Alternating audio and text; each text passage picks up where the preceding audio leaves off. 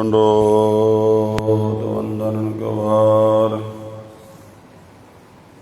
सर्व कला समरथ डोलन ते राखो प्रभु। नानक दे कर हथ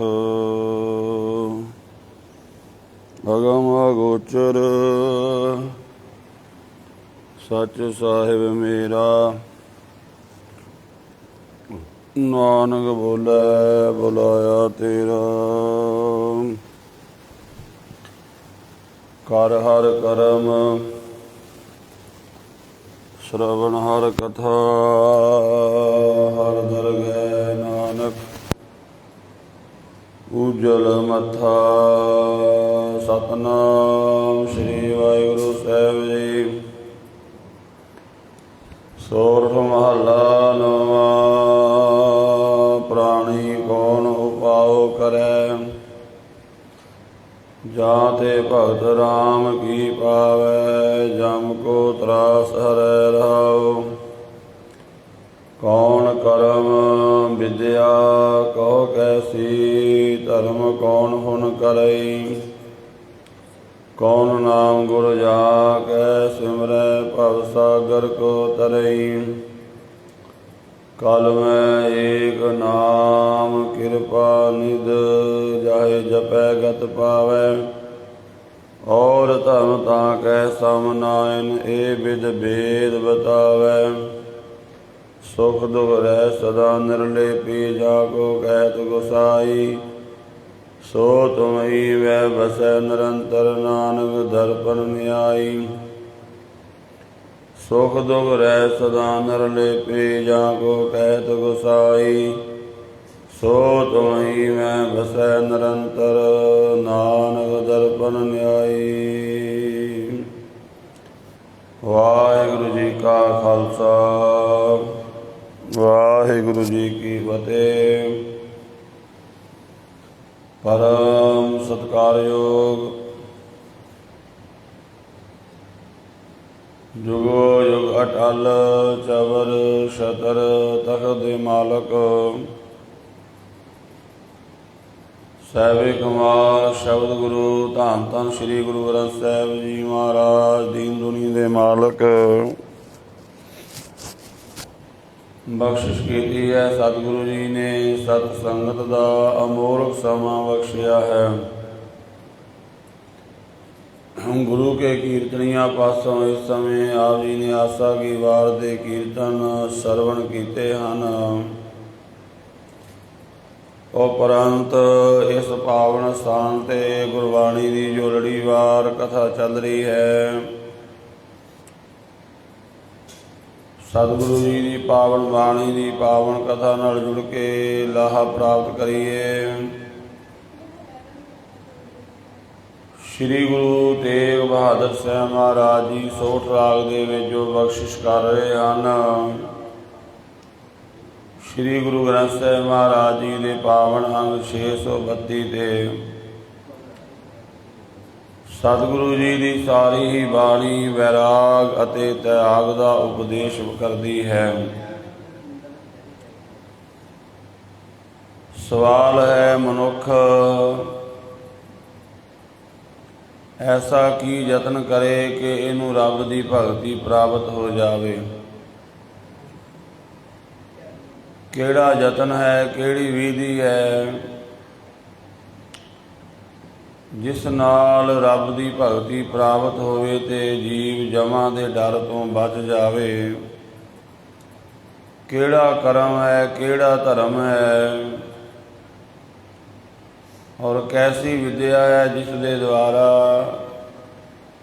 ये वाहिगुरु का नाम जप के अपने जीवन को सफल कर लवे। सतगुरु जी पावन बाणी द्वारा उपदेश कर रहे हैं। आओ सतगुरु जी के पावन अमृत वचनों नाल जुड़िए मन बिरतियां एकागर करिए। गुरु चरणों दे विच हाज़री लवाओ प्यार नाल आखो सतनाम श्री वाहिगुरु साहिब जी। सोरठ महला नौवां।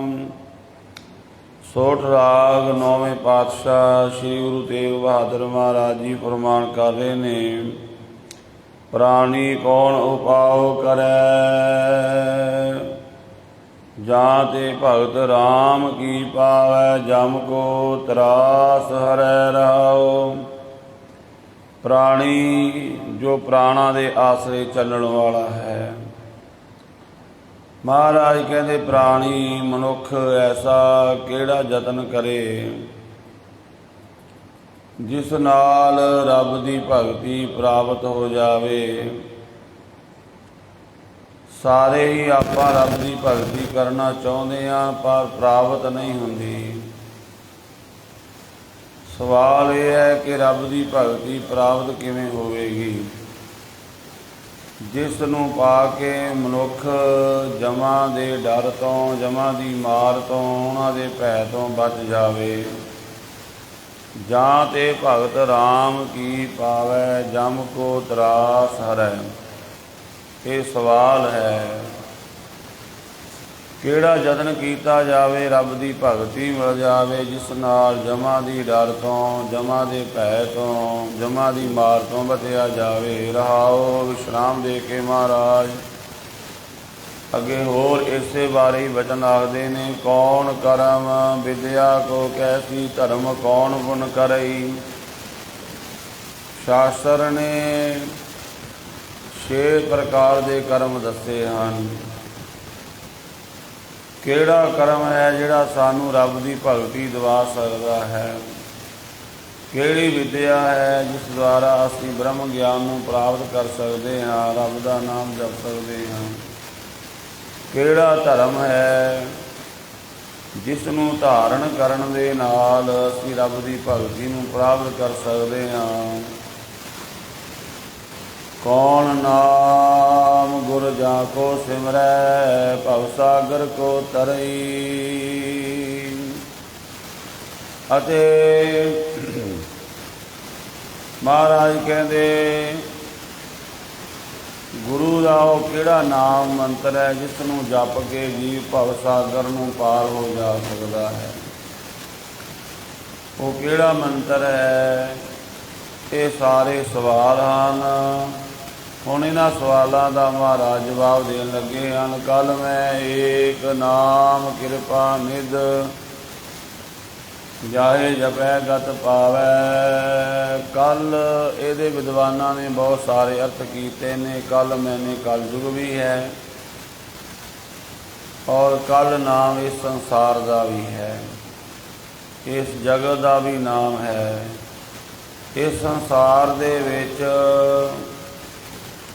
ਸਾਰੇ ਕਰਮ, ਧਰਮ, ਨੇਮ ਜੋ ਕੁਝ ਵੀ ਹੈ ਉਹਨਾਂ ਸਭ ਨਾਲੋਂ ਉੱਤਮ ਹੈ ਵਾਹਿਗੁਰੂ ਦਾ ਨਾਮ।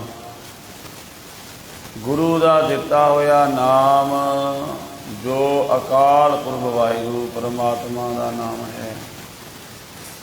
ਉਸ ਵਾਹਿਗੁਰੂ ਦੇ ਨਾਮ ਨੂੰ ਜਪ ਕੇ ਹੀ ਜੀਵ ਉੱਚੀ ਗਤਮੈਨੇ ਅਵਸਥਾ ਪ੍ਰਾਪਤ ਕਰ ਲੈਂਦਾ ਹੈ, ਜਿਸ ਨਾਲ ਜਮਾਂ ਦੇ ਡਰ ਤੋਂ, ਜਮਾਂ ਦੇ ਭੈ ਤੋਂ, ਜਮਾਂ ਦੀ ਮਾਰ ਤੋਂ ਬਚ ਜਾਂਦਾ ਹੈ। ਉਹ ਕੇਵਲ ਇੱਕੋ ਇੱਕ ਤਰੀਕਾ ਹੈ ਵਾਹਿਗੁਰੂ ਦਾ ਨਾਮ, ਪਰਮੇਸ਼ਵਰ ਦਾ ਨਾਮ। ਔਰ ਧਰਮ ਤਾਂ ਕਹਿ ਸਮਨਾਇਨ, ਇਹ ਵਿਦ ਬੇਦ ਬਤਾਵੈ। ਵਾਹਿਗੁਰੂ ਦੀ ਬੰਦਗੀ ਦੇ ਬਰਾਬਰ ਹੋਰ ਕੋਈ ਧਰਮ ਨਹੀਂ ਹੈ। ਕੋਈ ਵੀ ਧਰਮ ਰੱਬ ਦੀ ਬੰਦਗੀ ਦੇ ਬਰਾਬਰ ਨਹੀਂ ਕਰ ਸਕਦਾ। ਮਹਾਰਾਜ ਕਹਿੰਦੇ ਸਭ ਨਾਲੋਂ ਇਹੀ ਧਰਮ ਸ੍ਰੇਸ਼ਟ ਹੈ। ਸਗਲ ਧਰਮ ਮੈਂ ਸ੍ਰੇਸ਼ਟ ਧਰਮ, ਹਰ ਕੋ ਨਾਮ ਜਪ ਨਿਰਮਲ ਕਰਮ। ਵਾਹਿਗੁਰੂ ਦਾ ਨਾਮ ਜਪਣਾ ਹੀ ਸਭ ਤੋਂ ਵੱਡਾ ਧਰਮ ਹੈ। ਇਸ ਕਰਕੇ ਵੇਦਾਂ ਦੇ ਵਿੱਚ ਵੀ ਭਾਵੇਂ ਕਰਮ ਕਾਂਡ ਬਹੁਤ ਕੁਝ ਲਿਖਿਆ ਹੋਇਆ ਹੈ, ਪਰ ਵੇਦ ਵੀ ਇੱਥੇ ਆ ਕੇ ਸਹਿਮਤੀ ਦਿੰਦੇ ਹਨ ਕਿ ਵਾਹਿਗੁਰੂ ਦੇ ਨਾਮ ਦੇ ਬਰਾਬਰ ਹੋਰ ਕੋਈ ਕਰਮ ਧਰਮ ਨਹੀਂ ਹੈ।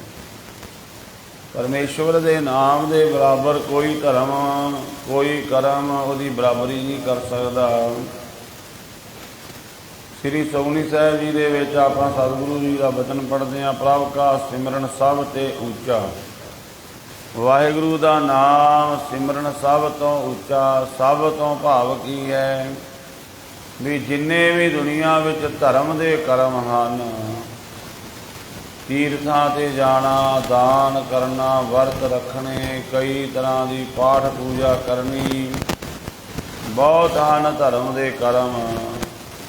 ਉਹਨਾਂ ਸਾਰਿਆਂ ਨਾਲੋਂ ਉੱਚਾ ਹੈ, ਸ੍ਰੇਸ਼ਟ ਹੈ ਵਾਹਿਗੁਰੂ ਦਾ ਨਾਮ ਸਿਮਰਨ। ਜਿਵੇਂ ਬਚਨ ਆਉਂਦੇ ਹਨ, ਜੈਸੇ 68 ਤੀਰਥ ਪਰਸ ਕੀਓ, ਜੋ ਵਿਚਾਰ ਚੜਿਓ ਕੈਲਾਸ਼ ਰਿਓ। ਕੋਈ 68 ਤੀਰਥਾਂ ਦਾ ਇਸ਼ਨਾਨ ਕਰੇ। ਪਹਿਲੀ ਗੱਲ ਤਾਂ ਅੱਜ ਮਨੁੱਖ ਦੇ ਕੋਲ ਸਮਾਂ ਨਹੀਂ ਹੈ। ਮੰਨ ਲਓ ਕੋਈ 68 ਤੀਰਥਾਂ ਦਾ ਇਸ਼ਨਾਨ ਵੀ ਕਰ ਆਵੇ, ਜੈਸੇ 68 ਤੀਰਥ ਪਰਸ ਕੀਓ। ਸਾਰੇ ਤੀਰਥਾਂ ਦੀ ਵੱਖੋ ਵੱਖਰੀ ਮਰਿਆਦਾ ਹੈ ਕਿ ਫਲਾਣੇ ਤੀਰਥ 'ਤੇ ਜਾ ਕੇ ਉੱਥੇ ਕਿਸ ਤਰ੍ਹਾਂ ਦਾਨ ਪੁੰਨ ਕਰਨਾ, ਉਹਦੀ ਮਰਿਆਦਾ ਕੀ ਹੈ। ਤੀਰਥਾਂ ਦੀ ਮਰਿਆਦਾ ਦੇ ਮੁਤਾਬਕ ਉੱਥੇ ਜਾ ਕੇ ਮਨੁੱਖ ਇਸ਼ਨਾਨ ਕਰੇ, ਦਾਨ ਕਰੇ, ਪੁੰਨ ਕਰੇ। ਜੈਸੇ 68 ਤੀਰਥ ਪਰਸ ਕੀਓ, ਜੁਗ ਚਾਰ ਚੜਿਓ ਕੈਲਾਸ਼ ਰਿਓ। ਯੋਗ ਸਾਧਨਾ ਸਿੱਖ ਕੇ ਪ੍ਰਾਣਾਂ ਨੂੰ ਜਾਮ ਕਰਕੇ ਕੈਲਾਸ਼ ਪਰਬਤ 'ਤੇ ਸਮਾਧੀ ਲਾ ਕੇ ਬੈਠ ਜਾਵੇ। ਕਿੰਨਾ ਸਮਾਂ ਬੈਠਾ ਰਹੇ? 4 ਯੁੱਗ ਮਨੁੱਖ ਬੈਠਾ ਹੀ ਰਹੇ ਉੱਥੇ ਸਮਾਧੀ ਲਾ ਕੇ। ਜੈਸੇ ਕੋਟ ਵਰਖ ਤਪ ਉਰਦਮੁਖੀ ਬੈਸੰਤਰ ਮੇ ਤਨ ਢਾਹ ਦਿਓ। ਕਰੋੜਾਂ ਹੀ ਸਾਲ ਕੋਈ ਇਸ ਤਰ੍ਹਾਂ ਦੀ ਸਾਧਨਾ ਕਰੇ, ਪੁੱਠਾ ਲਟਕ ਜਾਵੇ, ਪੁੱਠਾ ਹੀ ਲਟਕਿਆ ਰਹੇ, ਕਈ ਯੁੱਗ ਪੁੱਠਾ ਹੀ ਲਟਕਿਆ ਰਹੇ ਪ੍ਰਾਣਾਂ ਨੂੰ ਜਾਮ ਕਰਕੇ। ਇੱਥੇ ਬਸ ਨਹੀਂ ਕਿ ਆਪਣੇ ਆਪ ਨੂੰ ਅਗਨ ਭੇਟ ਕਰ ਦੇਵੇ। ਜੈਸੇ ਕੋਟ ਵਰਖ ਕਰੋੜਾਂ ਸਾਲ ਤਪ ਉਰਦਮੁਖੀ, ਪੁੱਠਾ ਲਟਕ ਕੇ ਤਪ ਕਰੀ ਜਾਵੇ। ਬਸੰਤਰ ਮੇ ਤਨ ਢਾਹ ਦਿਓ। ਬਸੰਤਰ ਨਾਮ ਅੱਗ ਦਾ ਹੈ। ਕੋਈ ਆਪਣੇ ਆਪ ਨੂੰ ਇੰਨੀ ਸਾਧਨਾ ਕਰਕੇ ਅੱਗ ਦੇ ਵਿੱਚ ਝੋਂਕ ਦੇਵੇ। ਜੈਸੇ ਲਾਖ ਬਰਖ ਕੁਰੂਕਸ਼ੇਤਰ ਮੇ ਅਸਮੇਧ ਜਗ ਭੰਗ ਠਿਓ। ਕੁਰੂਕਸ਼ੇਤਰ ਦੀ ਧਰਤੀ 'ਤੇ ਜਾ ਕੇ ਕੋਈ ਲੱਖਾਂ ਵਾਰੀ ਅਸਮੇਧ ਜਗ ਕਰੇ, ਇੰਨੀ ਪਾਵਰ ਦਾ ਮਾਲਕ ਹੋਵੇ। ਇੱਕ ਅਸਮੇਧ ਜਗ ਕਰਨ 'ਤੇ ਵੀ ਕਰੋੜਾਂ ਰੁਪਏ ਦਾ ਧਨ ਲੱਗ ਜਾਂਦਾ ਹੈ। ਪਰ ਕੋਈ ਲੱਖਾਂ ਵਾਰੀ ਅਸਮੇਧ ਜਗ ਕਰੇ। ਹੁਣ ਅੰਮ੍ਰਿਤ ਨਾਮ ਵਿਸ਼ੇਸ਼ ਇਤੀ ਜਿਨ ਏਕ ਵਾਰ ਸ੍ਰੀ ਵਾਹਿਗੁਰੂ ਕਹਿਓ। ਇਹਨਾਂ ਸਾਰੇ ਕਰਮਾਂ ਨਾਲੋਂ ਪਰਮੇਸ਼ਵਰ ਦਾ ਨਾਮ ਜਪਣਾ, ਵਾਹਿਗੁਰੂ ਦਾ ਨਾਮ ਜਪਣਾ, ਉਹ ਫਿਰ ਵੀ ਸ੍ਰੇਸ਼ਟ ਹੈ। ਵੇਖੋ, ਇੰਨਾ ਆਪਾਂ ਸਾਧਨਾ ਨਹੀਂ ਕਰ ਸਕਦੇ ਪੁੱਠੇ ਲਟਕਣ ਦੀ, ਪਹਾੜਾਂ ਵਿੱਚ ਜਾ ਕੇ ਪਰਿਵਾਰ ਨੂੰ ਛੱਡ ਕੇ ਰਹਿਣ ਦੀ, ਸਮਾਧੀ ਲਾ ਕੇ ਬੈਠਣ ਦੀ। ਬੜੀ ਕਰੜੀ ਸਾਧਨਾ ਹੈ। ਉਹਨਾਂ ਨਾਲੋਂ ਮਹਾਰਾਜ ਜੀ ਨੇ ਆਪਾਂ ਨੂੰ ਕਿੰਨਾ ਸੌਖਾ ਕੰਮ ਦਿੱਤਾ ਵੀ ਵਾਹਿਗੁਰੂ ਦਾ ਨਾਮ ਜਪੋ, ਆਪਣੇ ਪਰਿਵਾਰ ਵਿੱਚ ਰਹਿ ਕੇ, ਆਪਣੇ ਘਰ ਵਿੱਚ ਰਹਿ ਕੇ, ਨਾਲੇ ਅੰਨ ਪਾਣੀ ਛਕੋ, ਨਾਲੇ ਵਧੀਆ ਬਸਰ ਪਾਓ, ਵਧੀਆ ਗੱਡੀਆਂ ਦੀਆਂ ਸਵਾਰੀਆਂ ਕਰੋ, ਵਧੀਆ ਕੋਠੀਆਂ ਵਿੱਚ ਰਹੋ। ਨਾ ਪੁੱਠਾ ਲਟਕਣਾ ਹੈ, ਨਾ ਧੂਣੇ ਤਪਾਣੇ ਨੇ, ਨਾ ਕਸ਼ਟ ਦੇਣਾ ਸਰੀਰ ਨੂੰ। ਪਰਿਵਾਰ ਵਿੱਚ, ਸੰਸਾਰ ਵਿੱਚ ਰਹਿੰਦਿਆਂ ਹੋਇਆਂ ਵਾਹਿਗੁਰੂ ਦਾ ਨਾਮ ਜਪੋ, ਸਿਮਰਨ ਕਰੋ। ਸਭ ਨਾਲੋਂ ਸੌਖਾ ਮਾਰਗ ਵਾਹਿਗੁਰੂ ਦੀ ਬੰਦਗੀ ਕਰਨ ਦਾ ਦੇਤਾ, ਔਰ ਇਹਦਾ ਮਹਾਤਮ ਵੀ ਜ਼ਿਆਦਾ ਹੈ। ਉਹਨਾਂ ਕਰਮਾਂ ਨਾਲੋਂ ਇਸ ਨਾਮ ਜਪਣ ਦਾ ਮਹਾਤਮ ਬਿਆਨ ਨਹੀਂ ਕੀਤਾ ਜਾ ਸਕਦਾ ਵੀ ਕਿਹੜਾ ਵੱਡਾ ਮਹਾਤਮ ਹੈ। ਤੋ ਪਾਤਸ਼ਾਹ ਫਰਮਾਨ ਕਰਦੇ ਨੇ, ਇਸ ਨੂੰ ਜਪ ਕੇ ਜੀਵ ਉੱਚੀ ਅਵਸਥਾ ਪਾ ਲੈਂਦਾ। ਔਰ ਧਰਮ ਤਾਂ ਕਹਿ ਸਮ ਨਾਹਿਨ। ਇਹ ਬਿਦ ਬੇਦ ਬਤਾਵੇ। ਬੇਦ ਵੀ ਇਹ ਗੱਲ ਕਹਿੰਦਾ ਵੀ ਰੱਬ ਦੀ ਬੰਦਗੀ ਦੇ ਬਰਾਬਰ ਕੋਈ ਵੀ ਧਰਮ, ਕੋਈ ਵੀ ਕਰਮ ਨਹੀਂ ਹੈ। ਸੁਖ ਦੁਖ ਰਹਿ ਸਦਾ ਨਰ ਲੇਪੀ ਜਾਗੋ ਕਹਿਤ ਗੁਸਾਈ। ਜਿਸ ਨੂੰ ਗੁਸਾਈ ਆਖਿਆ ਗਿਆ, ਗੋ ਨਾਮ ਧਰਤੀ ਦਾ, ਸਾਈ ਮੈਨੇ ਧਰਤੀ ਦਾ ਮਾਲਕ। ਜੋ ਸਾਰੀ ਧਰਤੀ ਦਾ ਮਾਲਕ, ਉਹਨੂੰ ਗੁਸਾਈ ਆਖਿਆ ਗਿਆ ਹੈ। ਉਹ ਵਾਹਿਗੁਰੂ ਦੁੱਖ ਸੁੱਖ ਤੋਂ ਨਿਰਲੇਪ ਹੈ। ਇਹ ਸਾਰੇ ਕੁਝ ਦਾ ਮਾਲਕ ਹੈ। ਸੋ ਤੁਮ ਹੀ ਮੈਂ ਬਸੈ ਨਿਰੰਤਰ, ਨਾਨਕ ਦਰਪਣ ਨਿਆਈ। ਉਸ ਵਾਹਿਗੁਰੂ ਦੀ ਬੰਦਗੀ ਕਰਨੀ ਹੈ। ਜੋ ਉੱਤੇ ਸਵਾਲ ਹੈ ਕਿ ਵਾਹਿਗੁਰੂ ਪਰਮਾਤਮਾ ਦੇ ਨੇੜੇ ਕਿਵੇਂ ਜੀਵ ਜਾ ਸਕਦਾ ਹੈ, ਤਾਂ ਵਾਹਿਗੁਰੂ ਦਾ ਨਾਮ ਜਪ ਕੇ ਜਾ ਸਕਦਾ ਹੈ। ਹੋਰ ਕੋਈ ਤਰੀਕਾ ਨਹੀਂ ਰੱਬ ਦੀ ਭਗਤੀ ਪ੍ਰਾਪਤ ਕਰਨ ਦਾ, ਰੱਬ ਦੇ ਨੇੜੇ ਜਾਣ ਦਾ। ਜਿਵੇਂ ਆਪਾਂ ਇੱਥੋਂ ਕੋਈ ਦੂਸਰੇ ਸ਼ਹਿਰ ਵਿੱਚ ਆਪਣਾ ਕੋਈ ਰਿਸ਼ਤੇਦਾਰ, ਕੋਈ ਮਿੱਤਰ ਪਿਆਰਾ ਰਹਿੰਦਾ ਹੈ, ਆਪਾਂ ਨੂੰ ਉਹਦਾ ਨਾਮ ਹੀ ਨਹੀਂ ਪਤਾ ਹੈ। ਆਪਾਂ ਉੱਥੇ ਜਾਈਏ, ਸ਼ਹਿਰ ਵਿੱਚ ਘੁੰਮੀ ਜਾਈਏ, ਜੀ ਇੱਥੇ ਮੇਰਾ ਇੱਕ ਮਿੱਤਰ ਰਹਿੰਦਾ ਹੈ। ਉੱਥੇ ਲੋਕ ਕਹਿਣਗੇ ਭਾਈ ਉਹਦਾ ਐਡਰੈਸ ਦੇ ਦੱਸ ਸਾਨੂੰ, ਉਹਦਾ ਨਾਮ ਪਤਾ ਤਾਂ ਦੱਸ ਨਾ, ਉਹਦਾ ਨਾਮ ਕੀ ਹੈ, ਉਹਦਾ ਐਡਰੈਸ ਕੀ ਹੈ। ਆਪਾਂ ਕੀ ਉਹ ਸਾਨੂੰ ਪਤਾ ਨਹੀਂ ਹੈ। ਉਹ ਕਹਿੰਦੇ ਕੋਈ ਨਾਮ ਪਤਾ ਤਾਂ ਹੋਏਗਾ। ਨਾਮ ਤਾਂ ਹੈ ਪਰ ਮੈਨੂੰ ਯਾਦ ਨਹੀਂ ਹੈ। ਉਹ ਕਹਿੰਦੇ ਫਿਰ ਨਹੀਂ ਲੱਭ ਸਕਦਾ। ਸਾਰਾ ਦਿਨ ਭਟਕੀ ਜਾਵੇ ਉਸੇ ਸ਼ਹਿਰ ਵਿੱਚ ਨਹੀਂ ਪਤਾ ਲੱਗੇਗਾ। ਪਰ ਜੇ ਉਹਦਾ ਐਡਰੈਸ ਪਤਾ ਹੈ, ਨਾਮ ਪਤਾ ਹੈ, ਕਿਹੜੀ ਕਲੋਨੀ ਵਿੱਚ ਰਹਿੰਦਾ ਹੈ, ਤੁਸੀਂ ਜਾ ਕੇ ਬੱਸ ਅੱਡੇ ਉਤਰੋ, ਉੱਥੇ ਕਿਤੇ ਆਟੋ ਵਾਲੇ ਨੂੰ, ਰਿਕਸ਼ੇ ਵਾਲੇ ਨੂੰ ਕਹੋ ਭਾਈ ਮੈਂ ਫਲਾਣੀ ਕਲੋਨੀ ਵਿੱਚ ਜਾਣਾ ਹੈ, ਇੰਨੇ ਨੰਬਰ ਉਸ ਕੋਲ ਜਾਣਾ ਹੈ, ਅਗਲਾ ਮਿੰਟਾਂ ਵਿੱਚ ਲੈ ਜਾਂਦਾ ਹੈ। ਨਹੀਂ ਤਾਂ ਸਾਰਾ ਦਿਨ ਖੱਜਲ ਖੁਆਰ ਹੋ ਕੇ ਵੀ ਪ੍ਰਾਪਤੀ ਨਹੀਂ ਹੋਏਗੀ। ਇਸੇ ਤਰ੍ਹਾਂ ਵਾਹਿਗੁਰੂ ਦੇ ਨੇੜੇ ਜਾਣਾ ਹੈ, ਵਾਹਿਗੁਰੂ ਨੂੰ ਪ੍ਰਾਪਤ ਕਰਨਾ ਹੈ, ਤਾਂ ਸਤਿਗੁਰਾਂ ਨੇ ਸਾਨੂੰ ਕਿਹਾ ਤੂੰ ਨਾਮ ਜਪ, ਮੰਤਰ ਦੇਤਾ। ਇਹ ਹੈ ਵਾਹਿਗੁਰੂ ਦਾ ਨਾਮ, ਐਡਰੈਸ। ਬਸ ਇਸੇ ਨੂੰ ਜਪੀ ਚੱਲ, ਭੁੱਲ ਨਾ ਜਾਏ। ਐਡਰੈਸ ਭੁੱਲ ਗਿਆ, ਨਾਮ ਭੁੱਲ ਗਿਆ, ਫਿਰ ਵੀ ਗੱਲ ਨਹੀਂ ਬਣਨੀ। ਇਹਨੂੰ ਜਪੀ ਚੱਲ ਜਦੋਂ ਤੱਕ ਮੰਜ਼ਿਲ 'ਤੇ ਪਹੁੰਚਦਾ ਨਹੀਂ। ਬਸ ਇਹ ਨਾਮ ਨੇ ਤੈਨੂੰ ਇੱਕ ਦਿਨ ਨਾਮੀ ਤੱਕ ਲੈ ਜਾਣਾ ਹੈ, ਵਾਹਿਗੁਰੂ ਦੇ ਵਿੱਚ ਅਭੇਦ ਕਰ ਦੇਣਾ ਹੈ। ਮਹਾਰਾਜ ਕਹਿੰਦੇ ਉਹ ਵਾਹਿਗੁਰੂ ਨਿਰੰਕਾਰ, ਸੋ ਤੁਮ ਹੀ ਮੈਂ ਬਸੈ ਨਿਰੰਤਰ। ਇੱਕ ਰਸ ਉਹ ਵਾਹਿਗੁਰੂ ਤੇਰੇ ਅੰਦਰ ਵੀ ਵਸ ਰਿਹਾ ਹੈ। ਨਾਨਕ ਦਰਪਣ ਨਿਆਈ। ਪਰ ਉਹ ਕਿਵੇਂ ਦਿਖਾਈ ਦੇਵੇਗਾ? ਆਪਾਂ ਜਦੋਂ ਤੱਕ ਸ਼ੀਸ਼ੇ ਦੇ ਸਾਹਮਣੇ ਨਹੀਂ ਜਾਂਦੇ, ਸਾਨੂੰ ਆਪਣਾ ਸਰੂਪ ਦਿਖਾਈ ਨਹੀਂ ਦਿੰਦਾ, ਆਪਣਾ ਚਿਹਰਾ ਦਿਖਾਈ ਨਹੀਂ ਦਿੰਦਾ। ਚਿਹਰਾ ਵੇਖਣਾ ਹੈ ਆਪਣਾ, ਸ਼ੀਸ਼ੇ ਦੇ ਸਾਹਮਣੇ ਹੋ ਜਾਵੋ, ਪਤਾ ਲੱਗ ਜਾਵੇਗਾ। ਇਸੇ ਤਰ੍ਹਾਂ ਵਾਹਿਗੁਰੂ ਨਿਰੰਕਾਰ, ਜਦੋਂ ਅਸੀਂ ਆਪਣੀ ਆਤਮਾ ਦੇ ਸਨਮੁਖ ਹੋ ਗਏ, ਸਾਨੂੰ ਪਤਾ ਲੱਗ ਜਾਵੇਗਾ। ਪਰ ਉਹ ਕਿਵੇਂ ਹੋਵੇਗਾ? ਜਦੋਂ ਆਪਾਂ ਸ਼ਬਦ ਦਾ ਅਭਿਆਸ ਕਰਾਂਗੇ, ਨਾਮ ਦਾ, ਬਾਣੀ ਦਾ ਅਭਿਆਸ ਕਰਾਂਗੇ, ਪਤਾ ਲੱਗ ਜਾਵੇਗਾ ਸਾਡੀ ਆਤਮਾ ਕੌਣ ਹੈ, ਇਹਦੀ ਹਸਤੀ ਕੀ ਹੈ। ਕਹੋ ਕਬੀਰੇ ਰਾਮ ਕੀ ਅੰਸੇ, ਤਾਂ ਰੱਬ ਦੀ ਹੀ ਅੰਸੇ, ਤਾਂ ਰੱਬ ਰੂਪ ਹੀ ਹੈ ਆਤਮਾ। ਪਰ ਜਦੋਂ ਤੱਕ ਅਸੀਂ ਸ਼ਬਦ ਨਾਲ ਨਹੀਂ ਜੁੜਦੇ, ਸਾਨੂੰ ਇਹ ਪਤਾ ਨਹੀਂ ਲੱਗਦਾ। ਸੋਠ ਮਹੱਲਾ ਨੌਵਾਂ। ਅਗਲੇਰਾ ਸ਼ਬਦ ਮਹਾਰਾਜ ਫਰਮਾਨ ਕਰਦੇ ਨੇ, ਮਾਈ ਮੈਂ ਕੇ ਵਿਦ ਲਖੋ ਗੁਸਾਈ। ਹੇ ਮਾਂ, ਮਾਈ ਦਾ ਅਰਥ ਵਿਦਵਾਨਾਂ ਨੇ ਬਹੁਤ ਕੀਤੇ ਨੇ। ਮਾਈ ਦਾ ਅਰਥ ਮਾਂ ਵੀ ਕੀਤਾ ਹੈ। ਮਾਈ ਦਾ ਅਰਥ ਗੁਰਦੇਵ ਵੀ ਹੈ। ਗੁਰੂ ਪਾਤਸ਼ਾਹ ਦੇ ਚਰਨਾਂ ਵਿੱਚ, ਹੇ ਗੁਰੂ ਪਾਤਸ਼ਾਹ ਤੂੰ ਮੇਰਾ ਪਿਤਾ, ਤੂੰ ਹੈ ਮੇਰਾ ਮਾਤਾ, ਰੱਬ ਨੂੰ ਵੀ ਆਖਿਆ ਗਿਆ ਹੈ। ਇੱਥੇ ਮਾਈ ਦਾ ਅਰਥ ਗੁਰਦੇਵ ਪਾਤਸ਼ਾਹ ਹੈ। ਗੁਰੂਦੇਵ ਪਾਤਸ਼ਾਹ, ਮੈਂ ਰੱਬ ਨੂੰ ਕਿਵੇਂ ਜਾਣ ਸਕਦਾ? ਜਗਿਆਸੂ ਗੁਰਸਿੱਖ ਗੁਰੂ ਕੋਲ ਸਵਾਲ ਕਰਦਾ ਹੈ, ਗੁਰੂ ਪਾਤਸ਼ਾਹ ਮੈਂ ਰੱਬ ਨੂੰ ਕਿਵੇਂ ਵੇਖ ਸਕਦਾ ਹਾਂ? ਮੈਂ ਰੱਬ ਨੂੰ ਕਿਵੇਂ ਜਾਣ ਸਕਦਾ ਹਾਂ? ਮਹਾ ਮੋਹ ਅਗਿਆਨ ਤਿਮਰ, ਮੋਹ ਮਨ ਰਹਿਓ ਉਰਝਾਈ। ਕਿਉਂਕਿ ਮੇਰਾ ਮਨ ਦੁਨੀਆ ਦੇ ਮੋਹ ਵਿੱਚ, ਦੁਨੀਆ ਦੇ ਅਗਿਆਨ ਦੇ ਹਨੇਰੇ ਵਿੱਚ ਉਲਝਿਆ ਪਿਆ ਹੈ, ਮੋਹ ਮਾਇਆ ਦੇ ਵਿੱਚ ਪਿਆ ਹੋਇਆ ਹੈ। ਰਹਾਓ ਸਗਲ ਜਨਮ ਭਰਮ ਹੀ ਭਰਮ ਖੋਇਓ, ਨੈ ਅਸਰ ਮਤ ਪਾਈ।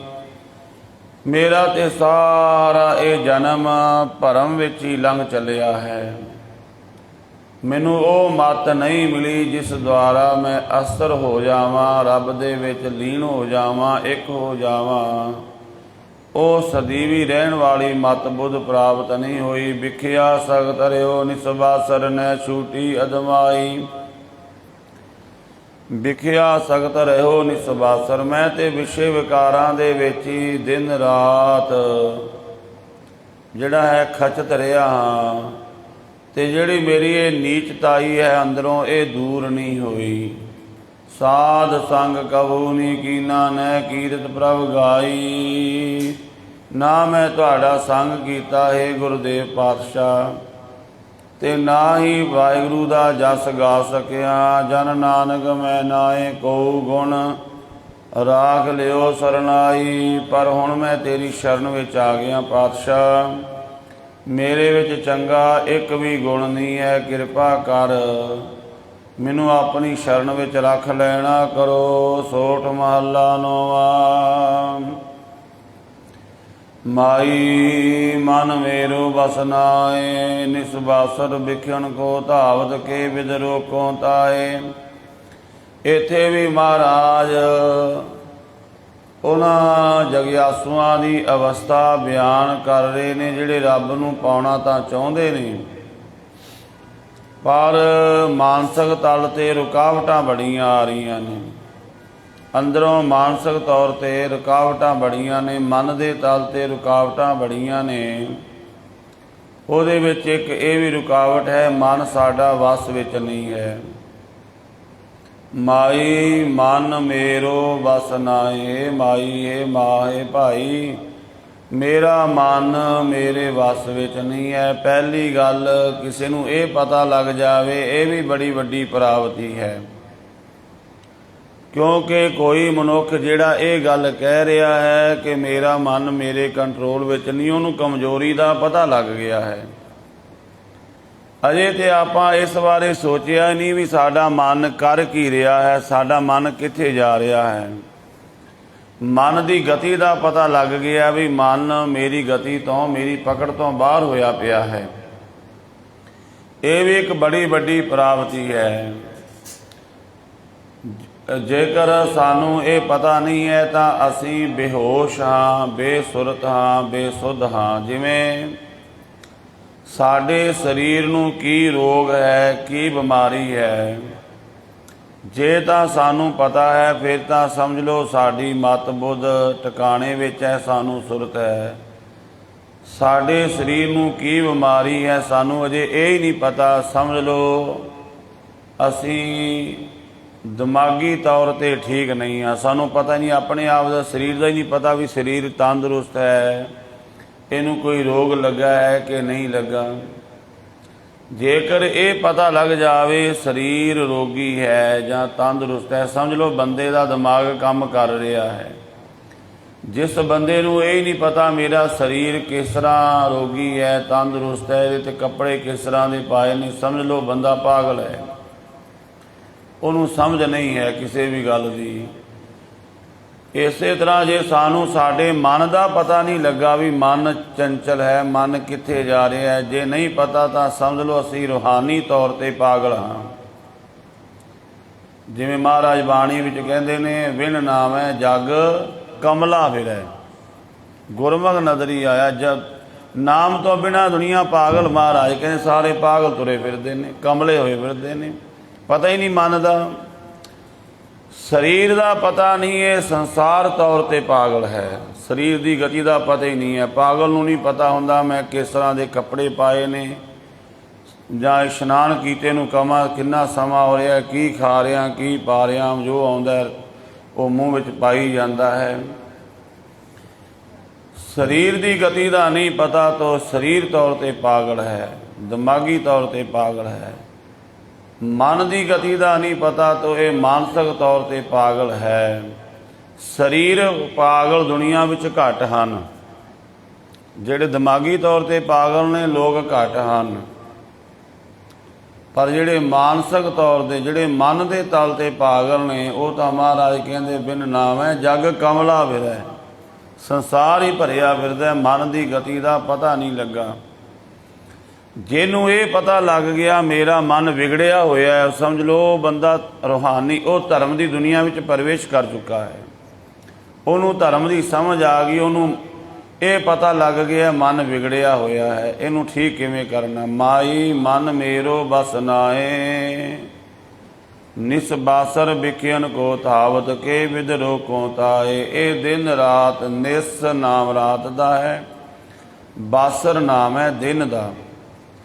ਦਿਨ ਰਾਤ ਇਹ ਵਿਸ਼ੇ ਵਿਕਾਰਾਂ ਦੀ ਮੰਗ ਕਰਦਾ ਹੈ। ਜਿਹੜਾ ਮਨ ਗੰਦਾ ਹੋਇਆ ਪਿਆ, ਮਨ ਪਾਗਲ ਹੈ, ਇਹਦੀ ਨਿਸ਼ਾਨੀ ਕੀ ਹੈ? ਇਹ ਦਿਨ ਰਾਤ ਮਾੜੀਆਂ ਚੀਜ਼ਾਂ ਮੰਗਦਾ ਹੈ, ਵਿਸ਼ੇ ਵਿਕਾਰ ਮੰਗਦਾ ਹੈ, ਉਸ ਪਾਸੇ ਦੌੜਦਾ। ਇਹਨੂੰ ਕਿਵੇਂ ਰੋਕਿਆ ਜਾਵੇ? ਰਹਾਓ ਵਿਸ਼ਰਾਮ ਦੇ ਕੇ ਕਹਿੰਦੇ, ਵੇਦ ਪੁਰਾਣ ਸਿਮਰਤ ਕੇ ਮਤ ਸੁਣ, ਨਿਮਖ ਨਾਹੀਏ ਬਸਾਵੈ। ਵੇਦ ਪੁਰਾਣ ਸਿਮਰਤੀਆਂ ਨੂੰ ਸੁਣਦਾ ਹੈ, ਪਰ ਇੱਕ ਵੀ ਅੱਖਰ ਇਹ ਆਪਣੇ ਹਿਰਦੇ ਵਿੱਚ ਨਹੀਂ ਵਸਾਉਂਦਾ। ਸੁਣਦੇ ਆਪਾਂ ਬੜਾ ਕਥਾ ਕੀਰਤਨ, ਹੁਣ ਤਾਂ ਵੇਖੋ ਦਰਬਾਰ ਸਾਹਿਬ ਤੋਂ ਵੀ ਕਥਾ ਲਾਈਵ ਆਉਂਦੀ, ਸਾਰੇ ਵੱਡੇ ਵੱਡੇ ਤਖਤਾਂ ਤੋਂ ਕਥਾ ਆਉਂਦੀ ਹੈ, ਆਪਾਂ ਸੁਣਦੇ ਹਾਂ, ਪਰ ਧਾਰਨ ਤਾਂ ਨਹੀਂ ਕਰ ਰਹੇ ਜੀਵਨ ਦੇ ਵਿੱਚ। ਉਹਨੂੰ ਕਮਾ ਨਹੀਂ ਰਹੇ ਵੀ ਜਿਸ ਤਰ੍ਹਾਂ ਉਹ ਸਾਨੂੰ ਕਹਿ ਰਹੇ ਨੇ ਉੱਦਾਂ ਉਹਨੂੰ ਧਾਰਨ ਕਰੀਏ। ਪਰ ਧਨ ਪਰ ਦਾਰਾ ਸਿਉ ਰਚਿਓ, ਬਿਰਥਾ ਜਨਮ ਸਰਾਵੈ। ਮਨੁੱਖ ਦੇ ਵਿੱਚ ਦੋ ਵੱਡੇ ਔਗਣ ਨੇ। ਇੱਕ ਤਾਂ ਦੂਸਰੇ ਦਾ ਧਨ ਚੁਰਾਉਣਾ ਚਾਹੁੰਦਾ ਹੈ, ਇੱਕ ਦੂਸਰੇ ਦੀ ਇਸਤਰੀ ਜਾਂ ਪਰ ਪੁਰਸ਼ ਜਾਂ ਪਰ ਇਸਤਰੀ ਵੱਲ ਇਹਦਾ ਧਿਆਨ, ਮੈਲੀ ਦ੍ਰਿਸ਼ਟੀ ਹੈ। ਪਰ ਧਨ ਪਰ ਦਾਰਾ ਸਿਉ ਰਚਿਓ, ਉਸ ਪਾਸੇ ਬੜੀ ਰੁਚੀ ਹੈ। ਜਿੰਨੀ ਰੁਚੀ ਨਾਲ ਪਰਾਈ ਇਸਤਰੀ ਨੂੰ ਵੇਖਦਾ ਹੈ, ਓਨੀ ਰੁਚੀ ਨਾਲ ਆਪਣੇ ਪਰਿਵਾਰ ਨੂੰ ਨਹੀਂ ਵੇਖਦਾ। ਜਿੰਨੀ ਮੈਲੀ ਦ੍ਰਿਸ਼ਟੀ ਨਾਲ ਉਸ ਪਾਸੇ ਧਿਆਨ ਦਿੰਦਾ, ਓਨਾ ਧਿਆਨ ਆਪਣੇ ਪਰਿਵਾਰ ਵੱਲ ਨਹੀਂ ਹੈ। ਜਿੰਨਾ ਧਿਆਨ ਦੂਜੇ ਦੇ ਧਨ ਵੱਲ, ਪ੍ਰਾਪਰਟੀ ਵੱਲ ਦਿੰਦਾ ਹੈ, ਓਨੇ ਧਿਆਨ ਨਾਲ ਆਪਣੀ ਚੀਜ਼ ਨੂੰ ਨਹੀਂ ਵੇਖਦਾ ਵੀ ਵੇਖੋ ਮੇਰੇ ਕੋਲ ਕਿੰਨੀ ਵਧੀਆ ਕੋਠੀ ਹੈ, ਗੱਡੀ ਹੈ, ਪਰਿਵਾਰ, ਧਨ ਹੈ। ਤੋ ਮਹਾਰਾਜ ਕਹਿੰਦੇ ਇਸ ਤਰ੍ਹਾਂ ਇਹ ਜਨਮ ਬਿਰਥਾ ਗਵਾਰਿਆ ਹੈ। ਮਦ ਮਾਇਆ ਕਹਿ ਪਿਓ ਬਾਬਰੋ, ਸੂਝਤ ਨੈ ਕਛ ਗਿਆਨਾ। ਮਦ ਮਾਇਆ, ਮਦ ਨਾਮ ਨਸ਼ੇ ਦਾ ਹੈ। ਮਦ ਵੈਸੇ ਸ਼ਰਾਬ ਨੂੰ ਕਹਿੰਦੇ ਨੇ। ਮਾਇਆ ਦੀ ਸ਼ਰਾਬ ਦੇ ਨਸ਼ੇ ਵਿੱਚ ਪਾਗਲ ਹੋਇਆ ਪਿਆ। ਮਦ ਮਾਇਆ ਕਹਿ ਪਿਓ ਬਾਬਰੋ, ਬਾਬਰ ਹੋ ਗਿਆ, ਝੱਲਾ ਹੋ ਗਿਆ। ਜਦੋਂ ਕੋਈ ਸ਼ਰਾਬ ਪੀ ਲੈਂਦਾ ਨਾ, ਉਹ ਝੱਲਿਆਂ ਵਾਲੀਆਂ ਗੱਲਾਂ ਕਰਨ ਲੱਗ ਜਾਂਦਾ ਹੈ। ਸੂਝਤ ਨੈ ਕਛ ਗਿਆਨਾ। ਮਹਾਰਾਜ ਕਹਿੰਦੇ ਫਿਰ ਇਹਨੂੰ ਕੁਝ ਵੀ ਰੂਹਾਨੀਅਤ ਦਾ, ਧਰਮ ਦਾ ਗਿਆਨ ਨਹੀਂ ਸੁਝਦਾ। ਘਾਟੀ ਭੀਤਰ ਬਸਤ ਨਿਰੰਜਨ, ਤਾਂ ਕੋ ਮਰੋ ਨਾ ਜਾਣਾ। ਉਹ ਵਾਹਿਗੁਰੂ ਹਿਰਦੇ ਦੇ ਵਿੱਚ ਵਸਦਾ ਹੈ, ਪਰ ਉਹਨੂੰ ਜਾਣਿਆ ਨਹੀਂ, ਉਹਦੇ ਭੇਦ ਨੂੰ ਜਾਣਿਆ ਨਹੀਂ। ਉਹ ਤਾਂ ਸਾਡੇ ਕੋਲ ਹੀ ਸੀ। ਕਿਉਂ ਨਹੀਂ ਜਾਣਿਆ? ਕਿਉਂਕਿ ਨਸ਼ੇ ਵਿੱਚ ਹੋ ਗਿਆ, ਨਸ਼ੇ ਵਿੱਚ ਟੁੱਲ ਹੋ ਗਿਆ, ਮਾਇਆ ਦੇ ਨਸ਼ੇ ਵਿੱਚ ਭੁੱਲ ਗਿਆ। ਜਾਵੀ ਸ਼ਰਨ ਸਾਧ ਕੀ ਆਇਓ, ਦੁਰਮਤ ਸਗਲ ਵਿਨਾਸੀ। ਪਰ ਜਦੋਂ ਗੁਰੂ ਦੀ ਸ਼ਰਨ ਵਿੱਚ ਆ ਗਿਆ, ਗੁਰੂ ਨੇ ਇਹਦੀ ਦੁਰਮਤ ਦੂਰ ਕਰਤੀ। ਜਿਵੇਂ ਕਿਸੇ ਨੂੰ ਨਸ਼ਾ ਬਹੁਤ ਚੜ੍ਹ ਜਾਵੇ, ਬੇਹੋਸ਼ ਹੋ ਕੇ ਡਿੱਗ ਜਾਵੇ, ਉਹਨੂੰ ਲੋਕ ਚੁੱਕ ਕੇ ਡਾਕਟਰ ਕੋਲ ਲੈ ਜਾਂਦੇ ਨੇ। ਡਾਕਟਰ ਉਹਨੂੰ ਇੰਜੈਕਸ਼ਨ ਲਾਉਂਦਾ, ਦਵਾਈ ਦਿੰਦਾ ਹੈ। ਉਹ ਦਵਾਈ ਉਹਦਾ ਨਸ਼ਾ, ਪਾਗਲਪਣ ਦੂਰ ਕਰ ਦਿੰਦੀ ਹੈ। ਇਸੇ ਤਰ੍ਹਾਂ ਜਦੋਂ ਗੁਰੂ ਕੋਲ ਆਏ, ਜਿਹੜਾ ਮਾਇਆ ਦੇ ਨਸ਼ੇ ਵਿੱਚ ਭੁੱਲਿਆ ਫਿਰਦਾ ਸੀ, ਮਹਾਰਾਜ ਕਹਿੰਦੇ ਉਹ ਦੁਰਮਤ, ਉਹ ਨਸ਼ਾ ਦੂਰ ਹੋ ਗਿਆ। ਤਬ ਨਾਨਕ ਚੇਤਿਓ ਚਿੰਤਾ ਮਨ, ਕਾਟੀ ਜਮ ਕੀ ਫਾਸੀ। ਤਾਂ ਫਿਰ ਉਹ ਚਿੰਤਾ ਮਨ, ਜੋ ਸਾਰੀਆਂ ਚਿੰਤਾਵਾਂ ਦੂਰ ਕਰਨ ਵਾਲਾ ਹੈ, ਸਾਰੀਆਂ ਇੱਛਾਵਾਂ ਪੂਰੀਆਂ ਕਰਨ ਵਾਲਾ ਹੈ, ਉਸ ਵਾਹਿਗੁਰੂ ਦੇ ਨਾਮ ਨੂੰ ਜਪਣਾ ਕੀਤਾ। ਜਮਾਂ ਦੀ ਫਾਈ ਕੱਟੀ ਗਈ। ਜਦੋਂ ਬੰਦਾ ਨਸ਼ੇ ਵਿੱਚ ਨਹੀਂ ਹੈ, ਉਹ ਆਪਣੇ ਘਰ ਦੇ 100 ਕੰਮ ਕਰਦਾ ਹੈ। ਨਸ਼ੇ ਵਿੱਚ ਬੇਹੋਸ਼ ਹੋਇਆ ਡਿੱਗਿਆ ਪਿਆ ਹੈ, ਉਹਦੇ ਵਾਸਤੇ ਸਾਰਾ ਕੁਝ ਉੱਜੜ ਜਾਵੇ, ਉਹਨੂੰ ਕੋਈ ਪਤਾ ਨਹੀਂ ਹੈ। ਜਦੋਂ ਨਸ਼ੇ ਤੋਂ ਬਾਹਰ ਹੈ, ਘਰ ਦੇ ਕੰਮ ਦੀ ਚਿੰਤਾ ਵੀ ਹੈ, ਘਰ ਦੇ ਕੰਮ ਵੀ ਕਰਦਾ ਹੈ। ਇਸੇ ਤਰ੍ਹਾਂ ਜਦੋਂ ਤੱਕ ਜੀਵ ਮਾਇਆ ਦੇ ਨਸ਼ੇ ਵਿੱਚ ਹੈ, ਨਾ ਇਹ ਬੰਦਗੀ ਕਰੇਗਾ, ਨਾਮ ਜਪੇਗਾ, ਨਾ ਇਹ ਸੇਵਾ ਕਰੇਗਾ, ਕੁਝ ਵੀ ਨਹੀਂ ਕਰੇਗਾ। ਜਦੋਂ ਮਾਇਆ ਦਾ ਨਸ਼ਾ ਲੈ ਜਾਂਦਾ ਹੈ ਤਾਂ ਅੰਮ੍ਰਿਤ ਵੇਲੇ ਉੱਠਦਾ ਹੈ, ਨਾਮ ਜਪਦਾ ਹੈ, ਬੰਦਗੀ ਕਰਦਾ ਹੈ। ਮਹਾਰਾਜ ਸੱਚੇ ਪਾਤਸ਼ਾਹ ਇਸ ਤਰ੍ਹਾਂ ਗੁਰੂ ਤੇਗ ਬਹਾਦਰ ਸਾਹਿਬ ਜੀ ਪਾਵਨ ਬਾਣੀ ਦੁਆਰਾ ਉਪਦੇਸ਼ ਬਖਸ਼ਿਆ ਹੈ। ਸਤ ਸੰਗ ਸਤਿਗੁਰੂ ਦੀ ਅਗਾਧ ਬੋਧ ਬਾਣੀ ਦੀਆਂ ਵਿਚਾਰਾਂ ਕਰਦਿਆਂ ਹੋਈਆਂ ਭੁੱਲਾਂ ਦੀ ਖਿਮਾ ਕਰਨੀ। ਸਵਾਓ ਗੁਰਮੁਖ ਪਰਿਵਾਰ ਵੱਲੋਂ ਸਤਿਗੁਰੂ ਜੀ ਦੀ ਪਾਵਨ ਬਾਣੀ ਦੇ ਸਹਿਜ ਪਾਠ ਜਾਪ ਕੀਤੇ ਗਏ ਹਨ। ਸਵਾਓ ਹੁਣ ਸਹਿਜ ਪਾਠ ਦੇ ਜੋ ਭੋਗ ਹਨ ਉਹ ਪਾਏ ਜਾਣੇ ਨੇ। ਉਪਰੰਤ ਤਕਰੀਬਨ 8:10 ਤੱਕ ਕੀਰਤਨ ਹੋਣਾ ਹੈ।